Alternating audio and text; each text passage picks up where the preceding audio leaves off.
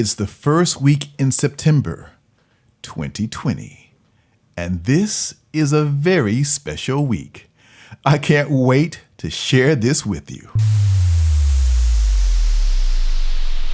You're listening to the Master Your Lens podcast, episode 172.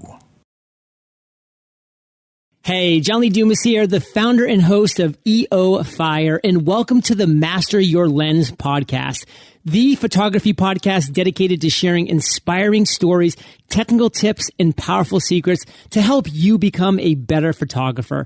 And now, your host, Matthew Jordan Smith. Hello, Photography Nation. How are you guys doing today? I am in a fantastic mood. Well, it's the first week of September 2020, and I believe this is, in many ways, a historic week. Now, I don't say that lightly. Yes, 2020 has been historic in many ways, but today is different, or actually this week is different. You see, I'm in Kyoto, Japan, which is a very special place on its own.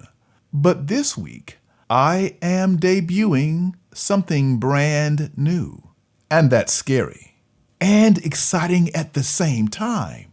You always hear me say, always dream big.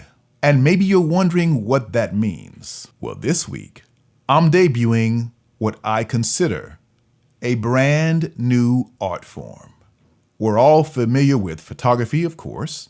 We're all familiar with movies, cinema. We're all familiar with paintings, the classics, music, the list goes on. I believe I've discovered a brand new art form, something that's not photography, not cinema, not a painting, and definitely not music, but something inspired by each of those art forms, inspired by photography, inspired by cinema, inspired by music and classical paintings. In the past, each of these art forms have stood on their own. But why? They're all closely tied together. And that's what I see, and that's what I've put together. On September 1st, which was yesterday, I debuted this new art form at the Kyoto Museum of Photography. I believe this is the perfect venue for this because I've made my living as a photographer for over 35 years. It's in my blood. My father enjoyed taking pictures. My mother enjoyed taking pictures. I believe in the future we'll all still enjoy all those things: photography, cinema, music, and more. But there's also room for something new, an evolution in the visual expression. You know, for around 35 years now, I've taken pictures of a lot of people, and I've watched how they react when they have a great image taken of them. But then I've also watched how people react with this new art form, and it is very different. Today, everyone knows how to take a picture. We also all know what that process feels like to have our picture taken. We know what it feels like also to go and watch a movie. Some of us know what it feels like to actually be in a movie.